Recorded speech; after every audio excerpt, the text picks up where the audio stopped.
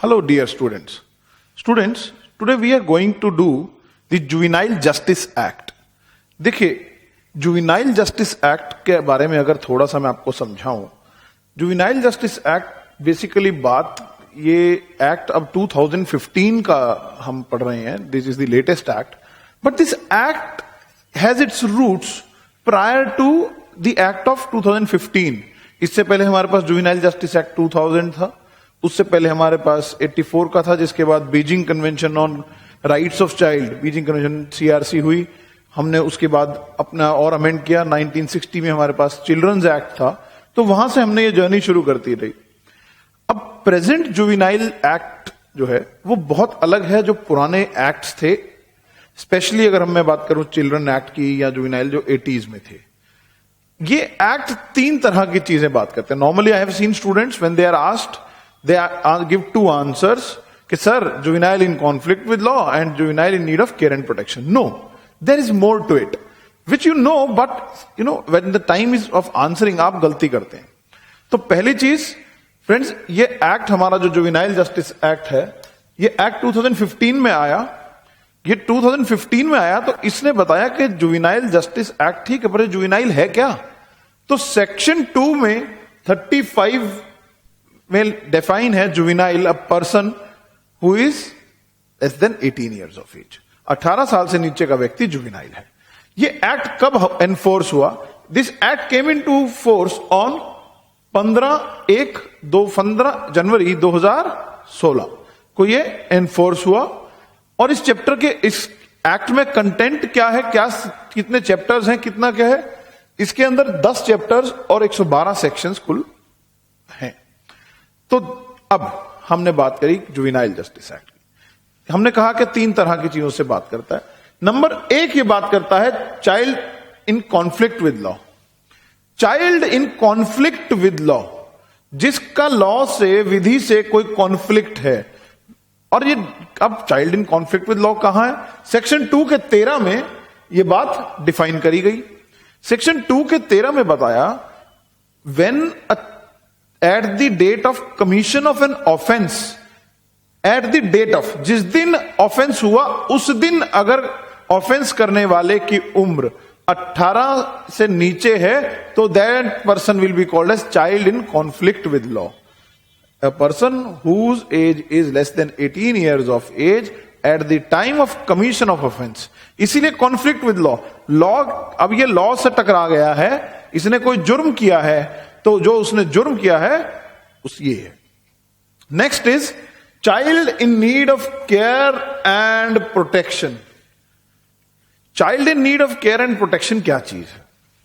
Child in need of care and protection वो है, इसको डिफाइन किया गया सेक्शन 2 के 14 में, जो क्या कहता है? Child in need of care and protection ऐसे बच्चे जो गरीब थे, जिनको उनके मां बाप ने छोड़ दिया, या जो ऑर्फन्स थे, राइट, बेसहारा थे, किसी के पेरेंट्स की ये पोजीशन नहीं थी कि उनको पाल सके, सरेंडर कर दिया, बुरी संगत में इस बुरी तरह से है कि उनके घर की परिस्थितियां नहीं है.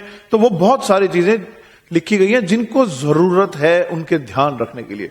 देखिए, एक कहावत है, child is the father of man. जो हमारा भविष्य है वो इन बच्चों पर ही है. तो बच्चे गलत करेंगे तो उनको सुधारना, और सबसे बड़ी चीज है कि वो परिस्थिति ही नहीं आने देना कि वो बिगड़े. इसीलिए child in need of care and protection, क्योंकि ये लोग वल्नरेबल हैं. जो आज child in need of care and protection है, कल को हो सकता है वो child in conflict with law हो. ये अक्सर होता है, इसीलिए इस पर भी बराबर का ध्यान दिया जाना आवश्यक है. लेकिन ये एक एक्ट में अगर हम समझे तो अल्टीमेटली क्या हुआ, इन दोनों ही सिचुएशन में चाइल्ड जो है वो, इसमें पहली सिचुएशन में क्या है? चाइल्ड ऑफेंडर है. चाइल्ड वो है जिसने ऑफेंस किया है. दूसरे में ऑफेंस से कोई संबंध नहीं है, चाइल्ड जरूरतमंद है, जरूरतमंद.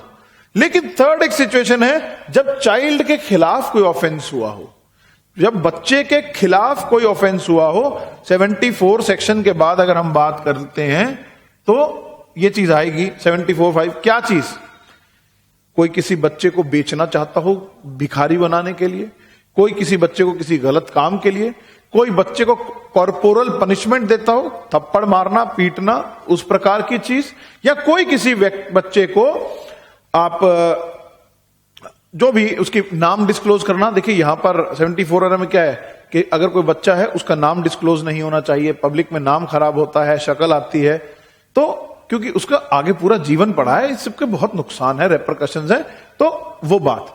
अब ये वो चीज है जहां पर बच्चे के खिलाफ ऑफेंस हुआ है, यहां पर यहां तक कि सेक्शन 84 में हम हालांकि आगे बात करेंगे, 84 में यह लिखा गया है कि भैया किडनैपिंग और अबडक्शन ऑफ चाइल्ड में सेम वही रूल अप्लाई होंगे बच्चे के जो आईपीसी में 359 से लेकर 369 जो भी वहां तक है, 365। दैट मीन्स कि ये किडनैप जो बच्चों के खिलाफ ऑफेंस हो रहा है वो यहां पर सब आ रहा है, और काफी स्ट्रिक्ट कंपैरेटिवली पनिशमेंट्स भी दी गई हैं इसके अंदर। ठीक है दोस्तों, मगर अभी हम सबसे पहले हम बात करनी शुरू करेंगे, हम बात करेंगे child in conflict with law. Child in conflict with law में देखो, अगर आप समझोगे ना ध्यान से, हमने बताया कि कॉन्फ्लिक्ट इन लॉ वो है जो 18 साल जिसकी उम्र उससे कम थी जिस दिन उसने ऑफेंस किया, इसके गवर्निंग बॉडी है। ये जो कॉन्फ्लिक्ट इन लॉ है ना, इसका सब सरोकार जो लेना देना होगा वो एक अथॉरिटी है जिसका नाम है juvenile justice board, JJB, section 4 में लिखा हुआ है, juvenile justice board. Juvenile justice board एक अलग संस्था है, वो ध्यान रखेगी कि जब कॉन्फ्लिक्ट इन लॉ के केसेस में क्या होना है। इसी तरह जो child in need of care and protection है, उनके लिए चाइल्ड वेलफेयर कमेटी है, बनेगी हर जिले में, CWC, वो इसके बारे में ध्यान रखेगी। अब जो जुवेनाइल, देखो जेजेबी बनेगा सेक्शन 4 में। सेक्शन 4 बताता है जेजेबी का कॉन्स्टिट्यूशन। जेजेबी के कॉन्स्टिट्यूशन में क्या होगा, कोई भी मेट्रोपॉलिटन मैजिस्ट्रेट या कोई भी judicial magistrate first class, metropolitan magistrate और judicial magistrate first class, but not CJM, chief judicial magistrate नहीं, केवल वो क्या, दंडाधिकारी प्रथम श्रेणी, न्यायिक दंडाधिकारी प्रथम श्रेणी या मेट्रोपॉलिटन मैजिस्ट्रेट, केवल वो लोग हो सकते हैं। अब वो लोग होंगे, लेकिन ऐसा नहीं कि वो भी कोई भी, उनको कम से कम 3 साल का एक्सपीरियंस होना चाहिए। 3 इनके साथ, क्योंकि हमने क्या बोला, जुवेनाइल जस्टिस बोर्ड, बोर्ड में अधिक लोग होते हैं, एक व्यक्ति नहीं होता, तो उस बोर्ड में 2 व्यक्ति और होंगे जो कि समाज सेवक होंगे, उनमें से एक का महिला होना आवश्यक है। अब वो जो समाज सेवक होंगे उनका कम से कम समाज सेवा का कोई 7 साल का एक्सपीरियंस होना चाहिए। लेकिन एट द सेम टाइम एक चीज का ध्यान रखा जाएगा कि उनके वो तभी हो कि कभी उनके खिलाफ कोई ह्यूमन राइट्स वायलेशन का केस ना हो, कोई मॉरल टर्पिट्यूड का केस ना हो, कभी ऐसा ना हो उन्होंने चाइल्ड लेबर करवाई हो, तो इस प्रकार की बात उसमें आएंगी, तो ये उन्होंने ना किया हो। क्योंकि यदि उन्होंने ये किया है तो देखिए वो नहीं, और अगर मान लीजिए एक मेंबर बन गया और बाद में भी ऐसा हो सकता है, तो वो मेंबर की डिस्क्वालिफिकेशन है, ऐसे मेंबर को निकाला जा सकता है। एक बात। दूसरी बात कि फैसला कैसे होगा, फैसला हमेशा मेजॉरिटी से होगा, मेजॉरिटी से होगा। लेकिन अगर 2 ही लोग हैं, एक बोर्ड मेंबर नहीं है, तो जो भी प्रिंसिपल जज का फैसला होगा, जो इसमें मैजिस्ट्रेट होते हैं जुवेनाइल जस्टिस बोर्ड में, उनको बोला जाता है प्रिंसिपल मैजिस्ट्रेट, जेजेबी, अमूमन प्रिंसिपल मैजिस्ट्रेट PMJJB बोला जाता है। तो PMJJB जो है, इनका ऑर्डर को माना जाएगा, सरोकार उसका कहा जाएगा। Now comes the other thing, जो बाकी मेंबर की हमने बात करी। अब सवाल देखिए, एक सिचुएशन हमें यह तो समझ आ गया कि जिस दिन उसने जुर्म किया उस दिन उसकी उम्र 18 साल से कम है, तो वो कॉन्फ्लिक्ट विद लॉ होगा।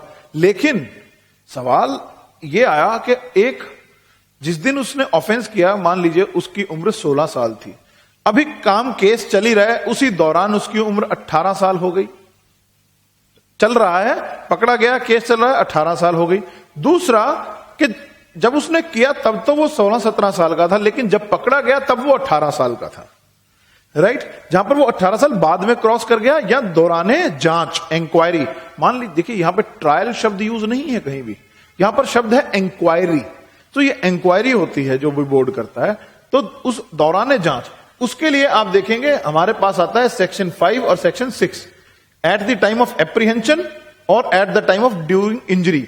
अगर वो जिस दिन इंजरी करी, ठीक है, उसके बाद ही क्रॉस्ड, अब ड्यूरिंग इंक्वायरी, जब इंक्वायरी चल रही थी उस दौर में वो 18 प्लस कर गया, या जब पकड़ा गया तब 18 क्रॉस कर चुका था, लेकिन ऑफेंस पहले किया था। तो उन्होंने कहा ऐसे में भी वो जेजेबी के पास ही चलेगा, जुवेनाइल जस्टिस बोर्ड ही देखेगा, क्योंकि मूल प्रश्न क्या है कि उसने ऑफेंस किस दिन किया था। Good, now comes the next issue.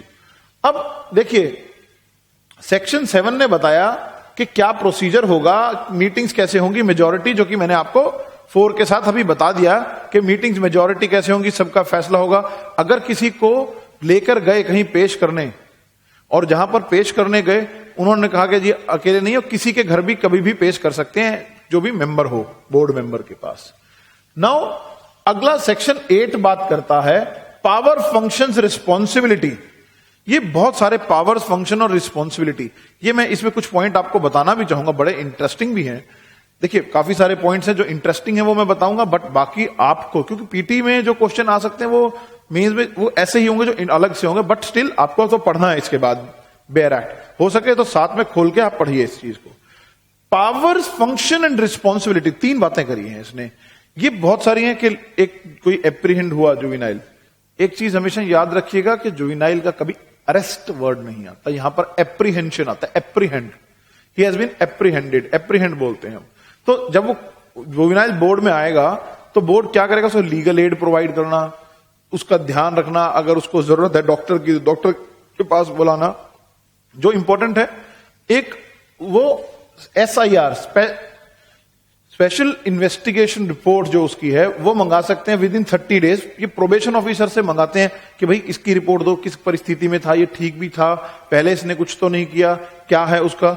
और उसमें एक और बड़ी इंटरेस्टिंग जो चीज मुझे आपसे शेयर करनी है वो है, आप देखेंगे ये duty, power, function and responsibility है कि जो भी इस तरह के इंस्टीट्यूशंस बने हुए हैं जहां पर रेजिडेंशियल फैसिलिटीज हैं बच्चों के लिए, जैसे कि ये बने हुए हैं ना, place of safety, observation home, special home, जो ये जो चीजें हैं, इन सबको कम से कम 1 महीने में 1 विजिट जरूर करनी है। 1 महीने में 1 विजिट करनी है। किस जगह की? ये जो रेजिडेंशियल फैसिलिटीज हैं, किनकी? Child in conflict with law. ठीक है। एंड आप डिस्ट्रिक्ट चाइल्ड प्रोटेक्शन यूनिट को बता सकते हैं कि भाई आप इंप्रूव कीजिए, आप अपना काम कीजिए और अच्छे से।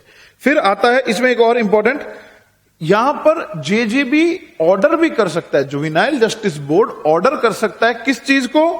Registration of FIR for offences committed against child in need of care and protection. मतलब जो child in need of care and protection, जिसके माँ बाप ने छोड़ दिया, जिसको वगैरह, उनके खिलाफ अगर कोई ऑफेंस, जैसे कोई भिखारी के लिए करने जा रहा है, उस सब की FIR रजिस्टर करने का ऑर्डर भी ये कर सकती है जेजेबी। और कहां? सेक्शन 8 में। तो इसके बाकी आप कुछ पॉइंट्स हैं, उनको आप देख सकते हैं, यदि आप चाहेंगे तो हम उसको बता देते। 1-2 मैं पॉइंट, लीगल एड है, चाइल्ड इंक्वायरी है, पार्टिसिपेशन ऑफ चाइल्ड है। ठीक, चलो नेक्स्ट, जब हम बात करी, हम यहां से पहुंचे, उसके बाद अगला प्रश्न आया। देखिए अब बच्चा आ भी गया, हमने बोर्ड की पावर्स के बारे में बात कर दी, पर बोर्ड तक लाएगा कौन? बोर्ड तक लाएगा कोई पकड़ के कौन लाएगा? अब ये जो सवाल है, पकड़ के कौन लाएगा, इसका जवाब सेक्शन 10 में है। वहां बात करते हैं कि एप्रीहेंशन कैसे होती है, how child can be apprehended. देखो बच्चों के ऊपर कभी भी ऐसा प्रभाव नहीं पड़ना चाहिए कि उनको ये पता लगे, क्योंकि इसका मूल रिफॉर्मेशन जो चाइल्ड की है, इसका पर्पस क्या है? Reform and restore. Juvenile justice board क्या है? रिफॉर्म, किसी को, चाइल्ड को रिफॉर्म करेंगे और उसको हम सोसाइटी में रिस्टोर कर देंगे वापस उस सोसाइटी में, ताकि वो अपना भूमिका, अपनी अच्छी भूमिका निभा सके और अभिन्न अंग बन सके समाज का। अब जब उस पर्पस की बात करी तो स्पेशल जुवेनाइल पुलिस यूनिट होगा। स्पेशल जुवेनाइल पुलिस यूनिट जो बनाया जाएगा हर थाने में या अलग से। अब वो जुवेनाइल पुलिस यूनिट क्या होता है? बेसिकली हम जब इसके रूल्स की बात करते हैं, इस सादी वर्दी में होंगे, अच्छे से बात करेंगे, क्योंकि उनको वो एक्स्ट्रा केयर है। नॉर्मल वर्दी का डर, कोई भी व्यक्ति है वो डर जाएगा, शायद घबरा जाए, छोटी उम्र का। देखिए आप हमेशा, हम टीवी में देखते हैं कि किसी ने रेप किया, ये किया, वो तो है ही, मगर उसके अलावा बहुत कम छोटी उम्र के लोग भी हैं। सिर्फ वही लोग नहीं है। चाइल्ड ऑफेंसेस और जुवेनाइल का जो ऑफेंस की संख्या है काफी बढ़ती भी जा रही है। कारण जो भी हो, तो हमको इसको ध्यान रखना है। तो यहां पर क्या है वो होगा। लेकिन अब किसी ने एप्रीहेंड कर लिया, स्पेशल जुवेनाइल पुलिस यूनिट बनी है, तो भैया कभी भी पुलिस लॉकअप में थाने में बंद नहीं करेंगे, पुलिस लॉकअप में थाने में बंद नहीं करेंगे। उसके लिए अलग अलग जगह बनी हुई है, ऑब्जर्वेशन होम है और ये सब चीजें बनी हुई हैं। ठीक, ये देखिए ये संस्थाएं हैं अलग अलग जो बनी हुई हैं, अभी इनके बारे में मैं बताऊंगा। भी आप देख रहे होंगे कि यहां लिखा हुआ है 46, 49, 40, 47। ये वो दो कारण ये हैं, ये जो पहला लिखे हुए हैं ये वो चीजें हैं जहां पर सेक्शन 2 में इनको डिफाइन किया गया है, लेकिन जब बेयर एक्ट ने इनके बारे में बताया है वो अगला पार्ट है 49, 47 एंड 48, और मैं इस तरह से हमने बात करी।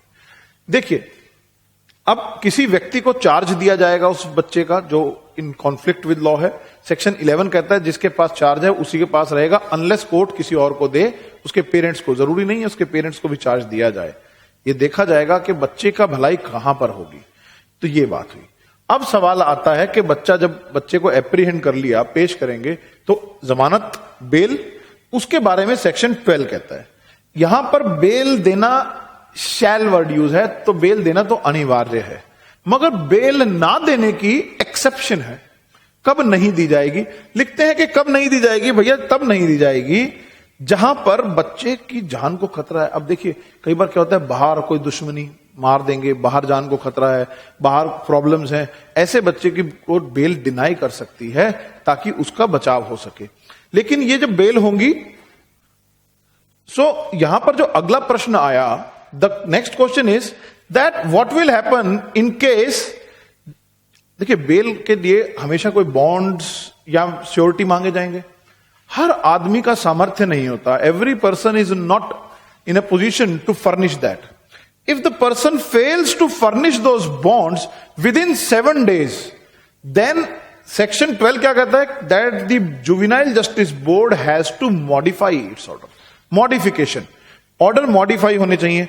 अब यहां पर क्वेश्चन आएगा, रेफरेंस में देना चाहूंगा सेक्शन 436, 436 सीआरपीसी की। वहां पर क्या है? If a person fails to furnish bonds for 7 days, then that person is deemed to be an indigent and shall be released on furnishing his personal bond. लेकिन यहां पर शब्द है मॉडिफिकेशन। सो मॉडिफिकेशन हम अकॉर्डिंगली होगा और उसके accordingly appropriate court orders pass कर सकती है। Now comes the next question. अगला प्रश्न यह आया कि जब प्रोसीजर क्या होगा। देखिए प्रोसीजर देखने के लिए इसमें हमें समझ आना चाहिए कि पहली इसमें किस तरह के ऑफेंसेस की बात होती है। इसमें तो कोई संदेह नहीं है कि a child in conflict with law is the one who is less than 18 years of age at the time of commission of offence. ठीक है, इसमें तो कोई संदेह नहीं है, कोई दोहराए नहीं है। लेकिन जब ये निर्भया वाला हुआ कांड, ठीक, तो काफी ह्यू एंड क्राई रेज हुई सोसाइटी में कि सर ये हीनियस क्राइम्स बढ़ते जा रहे हैं। सरकार से लोगों ने कहा कि ये जो बढ़ रहे हैं, कुछ लोगों को कुछ तो किया जाए। एक पॉलिटिकल विल, ये एग्जाम्पल है where we can say that society changes the law and sometimes law changes the society. अगर मैं एक जनरल बात करूं, जब बात हुई थी सती प्रथा, वो सामाजिक रूप से एक्सेप्टेबल थी, लेकिन राजा राम मोहन रॉय रिफॉर्म लाए और उस कानून ने लोगों की सोच को बदलने का प्रयास किया। काफी हद तक हो भी गया, ठीक है। कभी कभी किसी मूवी जब आती है पद्मावती, तो ये फिर इनकी बातें आती हैं, बट कुल मिला के वो चीज नहीं है, इंसिडेंट इक्का दुक्का, नहीं तो वो भी खत्म है। लेकिन दूसरा होता है जहां पर society forced the law to change, वो हमारा एग्जाम्पल यहां था। तो उसके टाइम पर यहां पर अमेंडमेंट हुई जिसमें केसेस को डिवाइड किया गया into heinous offences. Heinous offences कौन से हैं?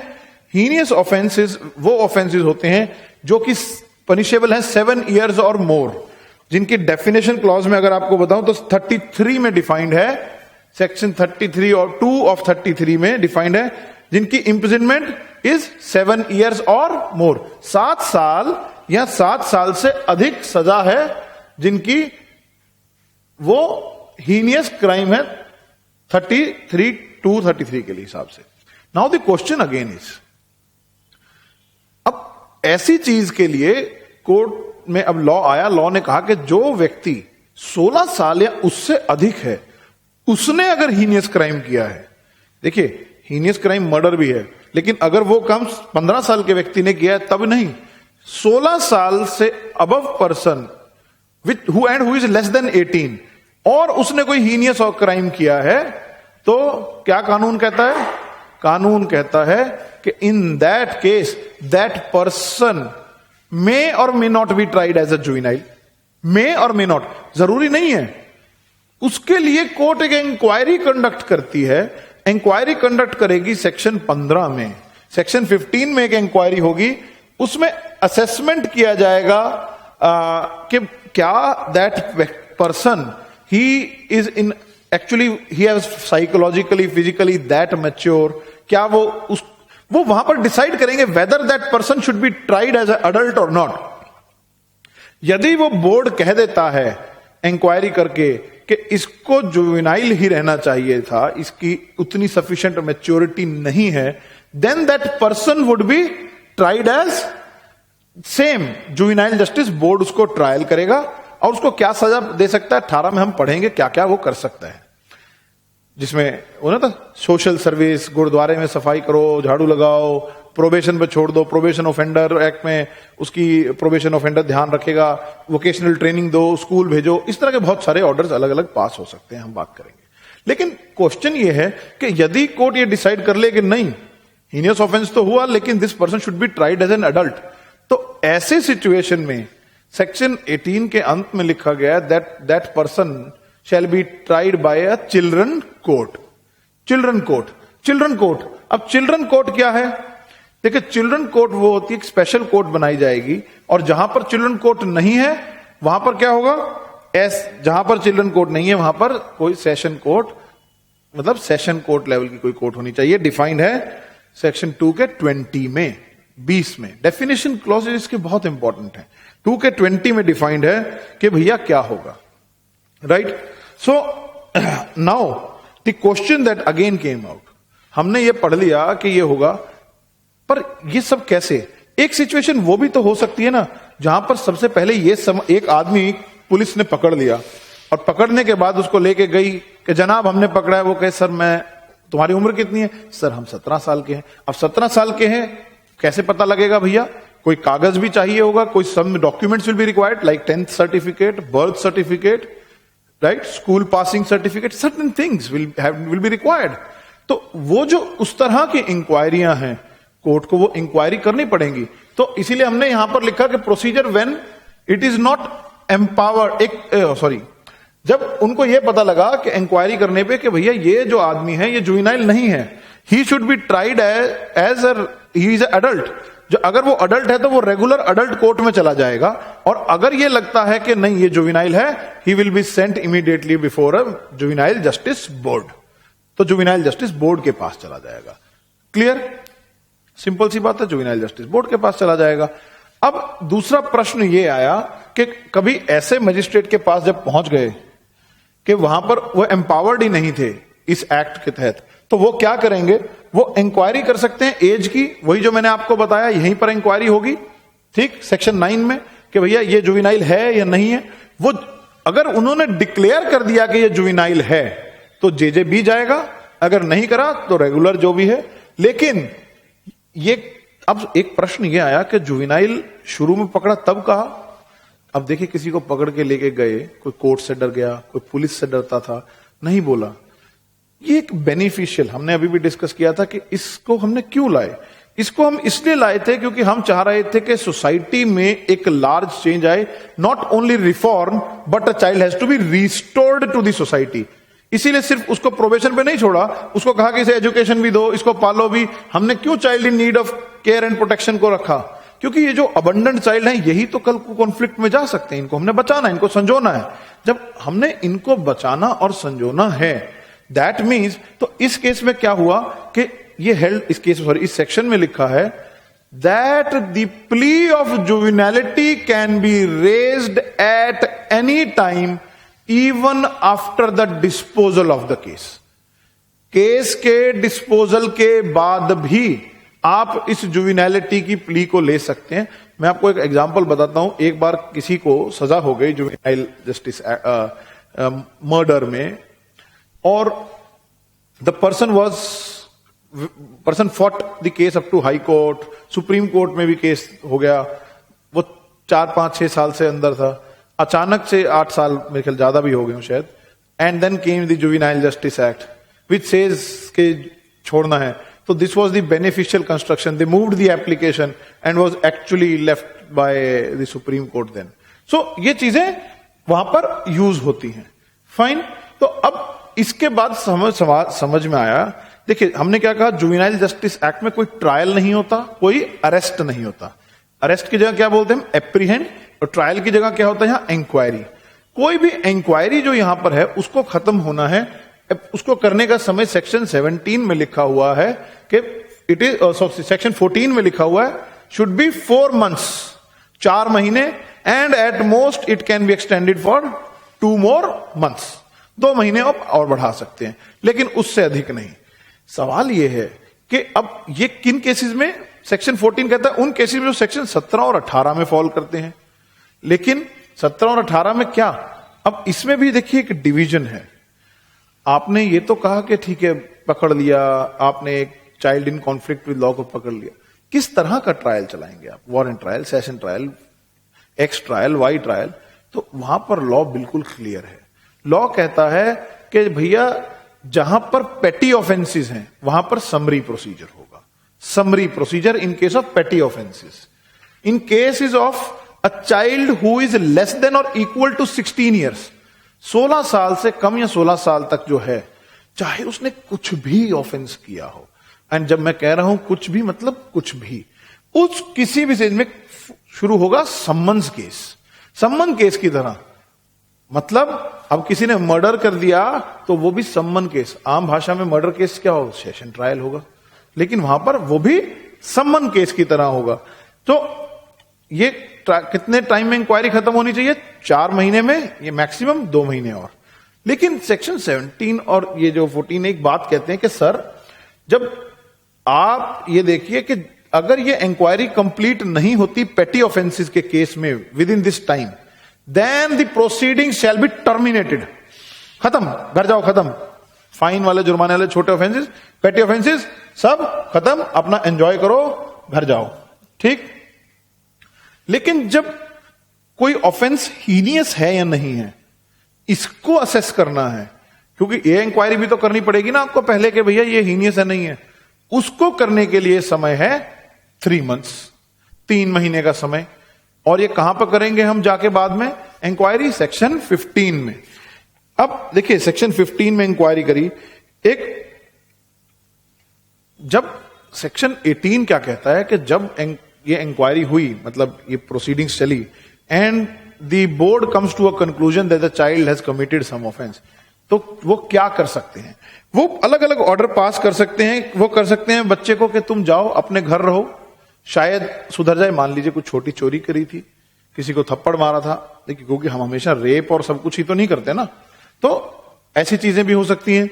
वो कह सकते हैं जाओ ग्रुप काउंसलिंग में पार्टिसिपेट करो, सिर्फ काउंसलिंग से बात बन सकती है। वहां कहा जा सकता है कि कम्युनिटी सर्विस करो, गुरुद्वारे में सेवा करो, पेड़ लगाओ। आजकल तो बड़े बड़े बिल्डर्स को भी सरकार कह रही है पेड़ लगाओ, सरकार कह रहा हूं रादर कोर्ट कह रही है कि 1000 पेड़ तुम लगाओगे, कंटेम्प्ट में पता नहीं क्या क्या चल रहा है। प्रोबेशन में छोड़ा जा सकता है अच्छे व्यवहार के, एडमोनिश किया जा सकता है, या फिर ये ऑर्डर किया जा सकता है कि उनको स्पेशल होम भेजा जाए। ये आफ्टर क्या होता है, स्पेशल होम डिफाइन कहां है, सेक्शन 2 के 56 में और सेक्शन 48 में इसके प्रोसीजर। ये स्पेशल होम में उसको भेजा जा सकता है कि स्पेशल होम में जाइए और खास अपना इलाज करवाइए। ये जो इलाज होगा केवल 3 साल, यहां पर लिमिट जो है स्पेशल होम में भेजने की सेक्शन 18 में it is 3 years, under section 18 लिखा हुआ है, केवल 3 साल के लिए।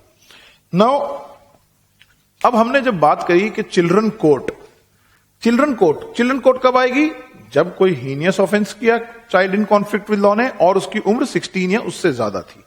चिल्ड्रन कोर्ट के बारे में हमने क्या बताया था, कहां डिफाइंड है, हमने कहा सेक्शन 2 में जाते हैं, वहां पर उसके बारे में डिफाइंड है, शायद 220 में है। अब सवाल यह कि उसके अलावा उसकी पावर्स क्या होंगी चिल्ड्रन कोर्ट की। चिल्ड्रन कोर्ट की पावर लिखी गई सेक्शन 19 में। उन्होंने कहा कि वो सारी पावर्स उसके पास होंगी जो सीआरपीसी में दी गई हैं। ठीक है, और उस चाइल्ड को एडल्ट की तरह ट्रीट किया जाएगा जैसे सीआरपीसी में करा जाता है। लेकिन लेकिन लेकिन लेकिन लेकिन लेकिन अगर उनको यह लगता है कि भैया उसको सजा करनी है, मान लो मर्डर है, आपने ट्राई तो अडल्ट की तरह कर दिया, तो सेक्शन 21 ये कहता है that the court can't pass a penalty और पनिशमेंट ऑफ लाइफ इंप्रिजनमेंट और डेथ। लाइफ और डेथ नहीं दे सकते, बाकी जो सजा देनी है दे दीजिए।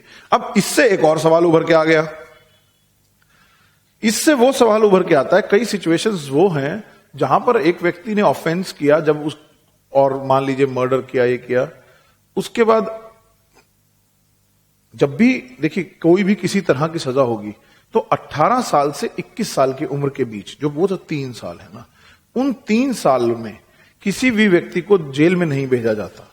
जब वो जेल 21 साल के हो जाते हैं उसके बाद देखा जाता है कि उनको छोड़ दिया जाए या उनको अडल्ट की जेल में शिफ्ट किया जाए, ताकि उनका बीच में उस चीज का बचाव कर सके, ये प्रोविजंस रहते हैं। ठीक, तो इस बात का ध्यान रखा जाएगा। After 21 he may be transfer to jail. Section 19 इस बारे में बात करता है।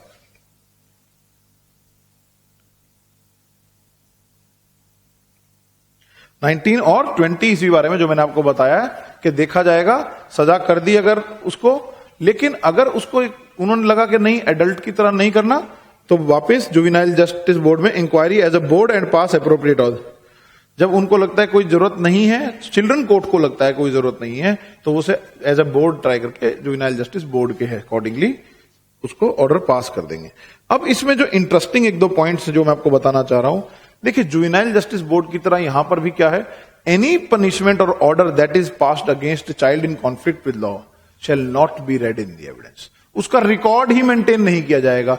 लेकिन इसमें क्या है, कोई डिस्क्वालिफिकेशन अटैच नहीं होगी, सेक्शन 24 कहता है। लेकिन एक बात ये कहते हैं, वो कहते हैं provided that in case of child who has completed or is above the age of 16 years, जिसकी उम्र 16 साल से ऊपर है, उस केस में children found conflict with law the provision of subsection 19(1) shall not apply.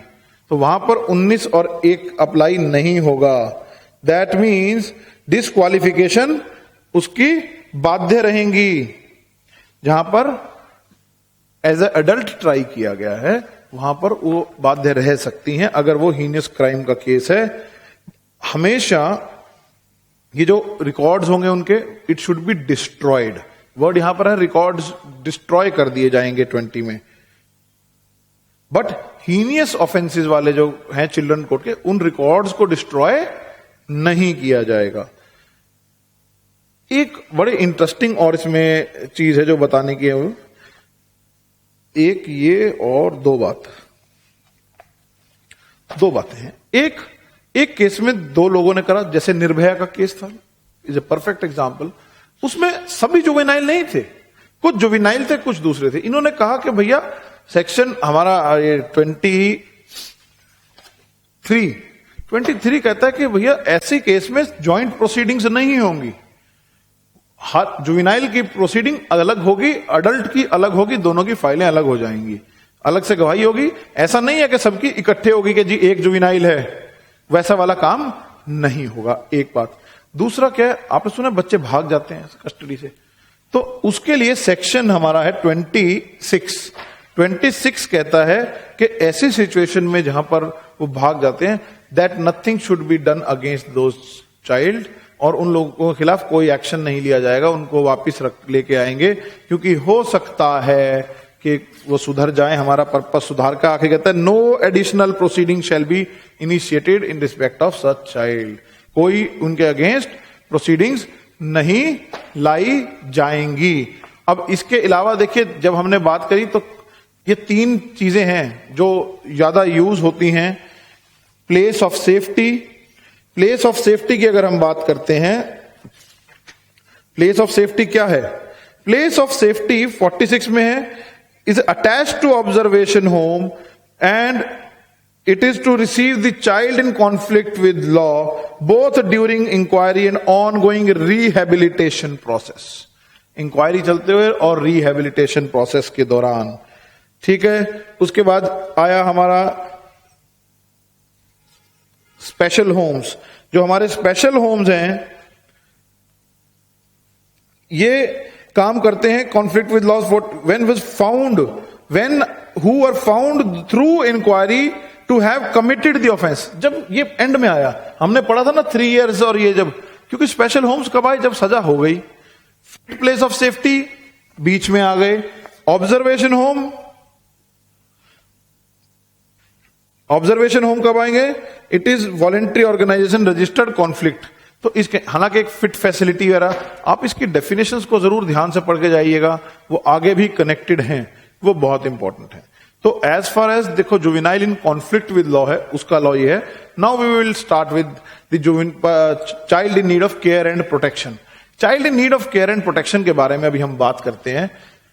हाँ, उससे पहले एक बार आप इसको दोबारा देख लीजिए। Child in conflict with law, उसकी एज, जुवेनाइल जस्टिस बोर्ड, उसका कॉन्स्टिट्यूशन, 3 लोग होंगे, कौन कौन मैजिस्ट्रेट होगा, वो क्या कर सकते हैं बेल के लिए, अरेस्ट नहीं होता, एप्रीहेंड होता है, बच्चा जिस दिन ऑफेंस किया उस दिन 18 होना चाहिए। हमने फिर सेक्शन 5 और 6 में पढ़ा कि कब वो एज क्रॉस कर जाएगा तो क्या होगा, हीनियस ऑफेंस के केसेस में क्या होगा, किस टाइप की ट्रायल होगी, और उसकी एज अगर डिफाइन करनी हो तो कैसे होगी। हमने ये सब बातें करी, ठीक है। अब हम बात करते हैं child in need of care and protection. तो now we will discuss about child in need of care and protection. Child in need of care and protection में देखिए, जब हमने पढ़ा कि child in conflict with law को juvenile justice board देखेगा, हमने कहा चाइल्ड वेलफेयर कमेटी देखेगी। अब चाइल्ड वेलफेयर कमेटी का कॉन्स्टिट्यूशन क्या होगा, चाइल्ड वेलफेयर कमेटी में एक चेयरमैन होगा और 4 मेंबर होंगे, कुल मिला के 5। इन 4 मेंबर में से कोई एक का फीमेल होना, महिला होना जरूरी है। लेकिन देखिए, अब वो बात सवाल यह है कि ये करेगी क्या, इसका प्रोसीजर क्या होगा, ये कैसे काम करेगी। देखिए, जब ये एक चीज और याद रखिएगा, जो ये मेंबर होंगे इनका भी डिस्क्वालिफिकेशन होने का ग्राउंड वही है जो जेजेबी में हमने मेंबर के लिए पढ़ा था, जुवेनाइल जस्टिस बोर्ड में, कि कभी चाइल्ड लेबर ना करी हो, मॉरल टर्पिट्यूड में कभी ना हुए हो, तो ये वाली सेम आप पढ़ेंगे वही है। अब इसके पास आप देखेंगे कि ये जो इनकी ज्वाइनिंग होगी, ये लोग मैक्सिमम 3 ही साल के लिए, maximum for 3 years they will be appointed, केवल 3 साल के लिए। लेकिन now you can see that procedure, at least they have this, जो इनकी चाइल्ड वेलफेयर कमेटी है उनको 1 महीने में 21 दिन मिलना ही होगा। उसमें कम से कम देखिए, कुछ भी डिसीजन लेने के लिए 3 लोग होने चाहिए। मान लीजिए एक उनके पास आया कि सर ये बच्चा है, ये लगता है अनाथ है, इज ऑर्फन, तो अब वो असेस करेंगे ना, क्या वो ऑर्फन है, बच्चे कहां से आए हो, कैसे आए हो, देख के लगता है। तो ये जो इंक्वायरी वगैरह है वो सब करेंगे। तो वो करने के लिए उनको 3 मेंबर जरूर चाहिए जो फैसला करें कि इसके साथ अब किया क्या जाए, क्या इसको चाइल्ड केयर होम में भेजा जाए, इसको स्पॉन्सरशिप के लिए छोड़ा जाए, या आगे अडॉप्शन के पर्पसेस के लिए, जो भी उसके भले के लिए हो पाएगा उस बारे में यहां पर आएगा। और इन case of child in need of care and protection, अब उसको कभी भी, मान लीजिए कहीं एक बच्चा मिला, उसको कभी भी आपको लगता है वो need of care and protection है, सरेंडर्ड चाइल्ड है, गरीब है, बीमार है, उसके पेरेंट्स नहीं है, सिंगल मदर है और बहुत गरीब है, नहीं पाल पा रही, इस तरह की नीड जो है वो सब किसी भी मेंबर के आगे प्रोड्यूस करा जा सकता है। बट सवाल ये आता है कि भैया प्रोड्यूस तो आपने कर दिया, इस वेलफेयर कमेटी जो है चाइल्ड वेलफेयर सीडब्ल्यूसी, इसकी पावर क्या है। देखिए, इनको 4 काम करने होते हैं। 1 इज द प्रोटेक्शन, उस चाइल्ड की protection. 2nd, treatment, how it is he is treated the child. 3rd, the development, and 4th is the rehabilitation. Section 29 ने 4 बात ये लिखी, क्या है, ट्रीटमेंट, रिहेबिलिटेशन, प्रोटेक्शन, डेवलपमेंट। ये चारों चीजें मूल हैं जो चाइल्ड वेलफेयर कमेटी करेगी।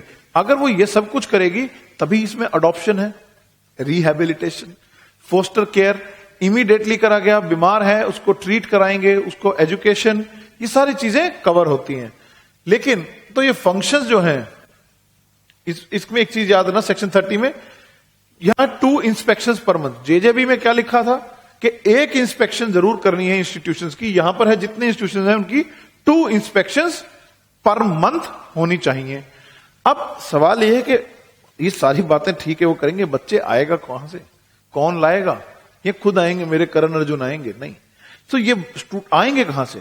ये बच्चे आएंगे, उनको पुलिस ऑफिसर, ये पीओ पुलिस ऑफिसर है वो ला सकते हैं 31 में, कोई पब्लिक सर्वेंट ला सकता है, कोई चिल्ड्रन सर्विस या वॉलेंट्री ऑर्गेनाइजेशन ला सकती है, कोई चाइल्ड वेलफेयर ऑर्गेनाइजेशन ला सकती है, सोशल वर्कर या पब्लिक स्पिरिटेड पर्सन ला सकता है, कोई बच्चा खुद मिल जाए, child himself can come, and last but not the least any nurse और doctor on the hospital management. बच्चे को छोड़ जाते हैं, आपने देखा होगा हॉस्पिटल में बच्चे को छोड़ गए, लावारिस पड़ा है, तो क्या, तो कोई भी ये साथ है, ये प्रोवाइडेड है।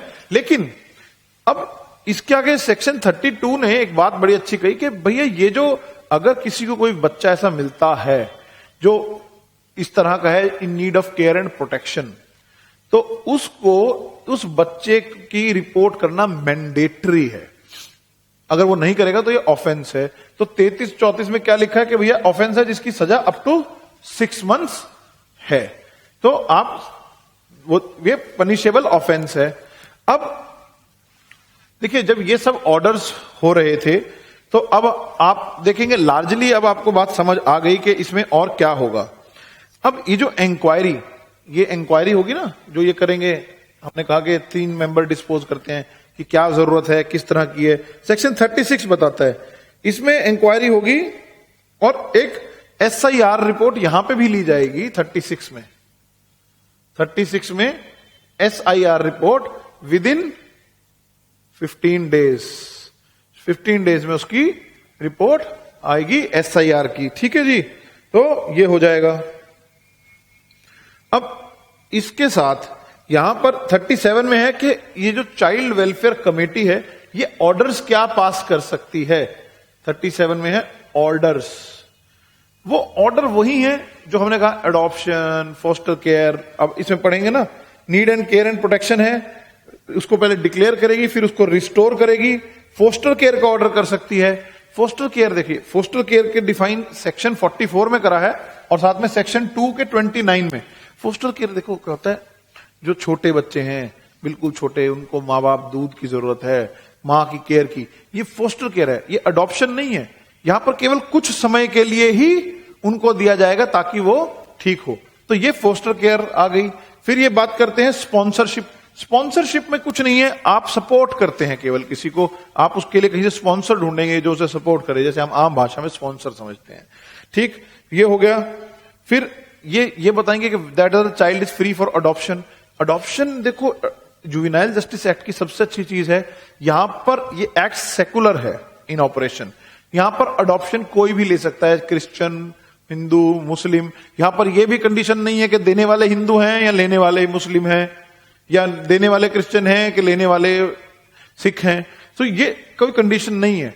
तो this is the beauty of this act. But ये जो अडॉप्शन की जब हम बात करते हैं, अडॉप्शन सेक्शन 56 में जब लिखते हैं, अडॉप्शन भी कई तरह का है। एक फैमिली में आप अपने किसी को दे रहे हैं, और दूसरा है इंटर कंट्री।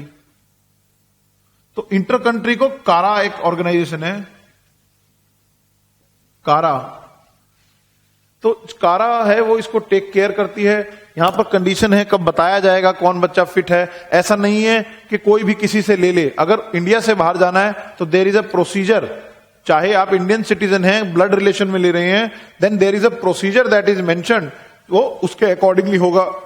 एडॉप्टिव पेरेंट्स की क्वालिफिकेशन के बारे में 57 वगैरह में लिखा गया। तो ये सारी चीजें इसमें आप देख सकते हैं। देखिए वैसे अडॉप्शंस के ऊपर मैंने इसलिए हर सेक्शन के बहुत डिटेल में नहीं गया, for the reason I believe adoption exam के पर्पज से आने के लिए उतनी डिटेल में शायद ना आए। बाकी अब ऑब्जेक्टिव प्रश्न आप कीजिएगा, उसमें से हो जाएंगे। ठीक है, चिल्ड्रन होम कहां है, सेक्शन 50 में बताया गया है, राइट, और वहां पर सेक्शन 219 में चिल्ड्रन होम। ये सब आपको याद रखना है, यही पीटी में चीजें आएंगी। ठीक, तो अब ये सेकंड एस्पेक्ट भी आपका खत्म हो गया। अब हमारे पास बचा है कि भैया जब ऑफेंसेस अगेंस्ट चाइल्ड होगा तो क्या होगा। So now comes the third aspect, offences against child. देखिए जुवेनाइल जस्टिस में जब हमने बात करी कि चाइल्ड के अगेंस्ट ऑफेंसेस आते हैं, तो बहुत सारे ऑफेंसेस के बारे में लिखा है, उनमें से प्राइम इंपॉर्टेंट हमने लिए 74। मैंने पहले भी बात करी थी कि डिस्क्लोजर ऑफ आइडेंटिटी। अगर किसी भी जुवेनाइल की आइडेंटिटी डिस्क्लोज करता है कोई, then it is a violation which punishable up to 6 months of imprisonment. इसको अगर हम पढ़े ना तो एक सेक्शन 228A है आईपीसी में, जिसमें कि प्रोसिक्यूट्रिक्स वगैरह के केस में, रेप केसेस में जो रेप विक्टिम्स हैं उनकी आइडेंटिटी डिस्क्लोज करने के बारे में भी एक पनिशेबल ऑफेंस करा गया था, और सिमिलरली 74 भी उस आइडेंटिटी को डिस्क्लोज करने की। However, if the interest of that child is served by disclosing his identity, then the same can be very well disclosed. Now the other is the cruelty to child. If anyone commits some cruelty to child, it is also punishable offense. मैं आपको देखिए punishment नहीं बता रहा हूं, आप देख सकते हैं, आप इसको बेरेट से देख लीजिएगा, बट आपको पता होना चाहिए लार्जली पनिशेबल क्या है। Employment of child for begging, बच्चों से भीख मंगवाना। आईपीसी में धारा 370 में एक टाइम पे बेगिंग और ये जो फोर्स्ड लेबर जो था वो अब रिपील हो गया, क्योंकि वो यहां पर अब बच्चे से भीख मंगवाना एक ऑफेंस है। उसके बाद है गिविंग इंटॉक्सिकेटिंग थिंग, लिकर, ये बच्चे को देना किसी को, it is also an offence. उसके बाद है, हमने पढ़ा कि अडॉप्शन होगी, अभी हमने पढ़ा था 56 वाली, अडॉप्शन हो सकती है, इंटर कंट्री भी हो सकती है, और हमने क्या कहा, एक प्रोसीजर लेट डाउन है जो कारा है, कारा की गाइडलाइंस को फॉलो करेंगे। वो सारी गाइडलाइंस अगर फॉलो नहीं हुई, then it is also punishable offence under section 80। 81 कहता है कि सेल और procurement of children for some offence, खरीद फरोख्त, ट्रैफिकिंग ऑफ चिल्ड्रन बेसिकली अगर है for offence, that is also punishable. Then comes if some militant group they try to use the child, ठीक, तो वो होगा।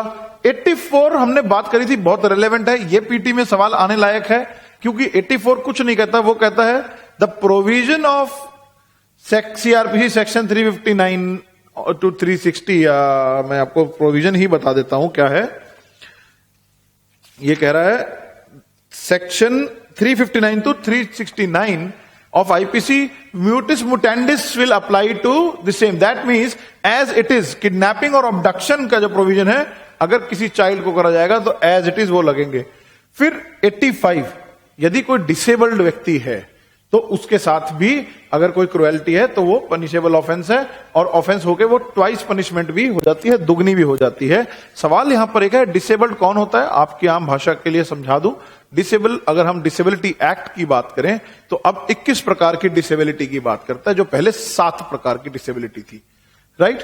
तो डिसेबल के अगेंस्ट भी है, तो ये वो है जब चाइल्ड के अगेंस्ट ऑफेंस हुआ वो। लेकिन there are certain important thing. अब ये जो सब कुछ यहां पर हो रहा है, हमने अभी पढ़ा juvenile in child in conflict with law, in need of care and protection, और ये इस सबको ओवरव्यू कौन करेगा, तो सेक्शन 106 में बताया भैया स्टेट का और district child protection unit setup होंगी। जो चाइल्ड प्रोटेक्शन यूनिट होंगी, इनका कोई काम यही होगा कि ये चाइल्ड प्रोटेक्शन यूनिट्स ओवरसी करेंगी कि ये एक्ट की एप्लीकेशन कैसी हो रही है। तो 106 इंपॉर्टेंट है। उसके बाद मैं आपको बीच बीच में जो इंपॉर्टेंट है वो बताना चाहता हूं। 90 सेक्शन 90 बोलता है कि पेरेंट्स और गार्डियंस को कभी भी कोर्ट नहीं कहूंगा, बोर्ड, जुवेनाइल जस्टिस बोर्ड या फिर कमेटी बुला सकती है। लेकिन 91 कहता है कि उसकी पर्सनल अटेंडेंस जो है, पर्सनल अटेंडेंस को डिस्पेंस विद किया जा सकता है, और वाकई में करा जा सकता है, अनलेस आइडेंटिटी एस्टैब्लिश करने की कोई बात हो, उसकी पर्सनल अटेंडेंस की आवश्यकता अदरवाइज नहीं है, या आपको उससे पूछना हो, ठीक। अब एक इंपॉर्टेंट बहुत है जो वो है 94 है प्रिजम्पशन ऑफ एज। हमने कहा कि कॉन्फ्लिक्ट विद लॉ में जो है एज एज ऑन 18 ईयर्स होनी चाहिए eight the time of commission of offence. मगर ये कैसे, हमारे गांव के पंडित जी बता रहे हैं उसकी उम्र इतनी है, इससे पता लगेगा, या रात को मुझे सपना आया था उसे देख के तो उसकी उम्र इतनी लगती है, क्या ऐसा करेगा बोर्ड? नहीं। उसको करने के लिए बोर्ड को क्या करना है, लिखा गया है कि या तो उसके पास 10th का सर्टिफिकेट होगा, स्कूल का पासिंग सर्टिफिकेट हो, या म्युनिसिपल कमेटी या कॉर्पोरेशन द्वारा इश्यूड एक जन्म प्रमाण पत्र हो, बर्थ सर्टिफिकेट हो। अगर ये दो चीज हैं तो ठीक है, यदि ये नहीं है केवल उसी परिस्थिति में ऑसिफिकेशन टेस्ट होगा। ऑसिफिकेशन टेस्ट में वो ऑडियो का टेस्ट होता है, उससे उम्र का लिया जाता है, जिसकी करेक्टनेस एब्सोल्यूट नहीं है। ऑसिफिकेशन टेस्ट अक्सर उम्र में प्लस माइनस 2 साल का फर्क बताती है जिसमें बेनिफिट दिया जाता है जुवेनाइल को। देखिए, तो 94 में यह बताया गया। उसके बाद हमारा अगला इंपॉर्टेंट जो पॉइंट मैं आपको बताना चाह रहा हूं वो है जुवेनाइल पुलिस यूनिट को लेकर। इसमें बताया गया कि जो भैया special juvenile police unit setup होंगे 107 में, चाइल्ड वेलफेयर में 107 में कि हर थाने में एक कम से कम स्पेशल जुवेनाइल के रिगार्डिंग पुलिस ऑफिसर होगा, not below the rank of assistant sub inspector of police, ASI से नीचे नहीं होगा, जिसका काम होगा कि जुवेनाइल्स को वो उनके केसेस से डील करेगा और उनसे बात करेगा। ठीक है जी। और आई बिलीव हमारा स्पेशल वेलफेयर पुलिस ऑफिसर हो गया, जुवेनाइल पुलिस ऑफिसर हो गया। इसकी अपील और रिवीजन जो लाई करती है, या तो सेशन कोर्ट वहां लाई करेगी, रिवीजन हाई कोर्ट में करती है। और इसके साथ हमारा ये एक्ट कंप्लीट हो गया है। हमने लार्जली बात की है। आपको ऑब्जेक्टिव के तौर से जो ध्यान रखना है, जो मुझे लगता है जो आएंगे, एक तो कमेटी के मेंबर्स की कौन से हो सकते हैं, 84 के बारे में हमने बात करी। आपको ये नाम पता रहने चाहिए, क्या ये आ जाए कोई 4 चीजें, whether it is one of the punishment provided, one of the thing which is made an offence by juvenile justice act और नॉट, या हीनियस क्राइम के केसेस में क्या होगा, इंक्वायरी 4 महीने, 15 दिन, 2 दिन जो हमने बनाया, आप उन चार्ट को बना लीजिए। आई बिलीव उससे बाहर प्रश्न आपके पास नहीं आएगा। Thank you for watching.